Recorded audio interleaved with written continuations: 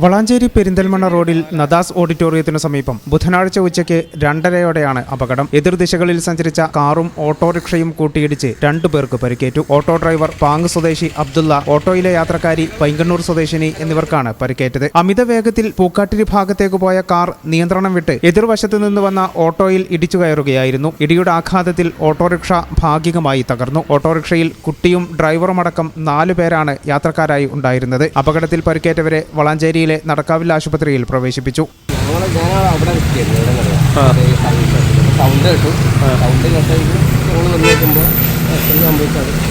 ഈ ഓട്ടോറിക്ഷ നേരെ വരിക തോന്നി, കാറുകാർ റോഡ് സൈഡ് കയറി പോയതാ തോന്നി.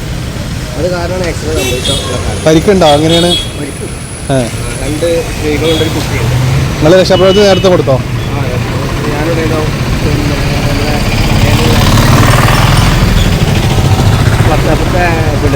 ഈ കാറുകാർക്ക് പരിക്കില്ല, ഓട്ടോക്കാർക്ക് പരിക്ക്.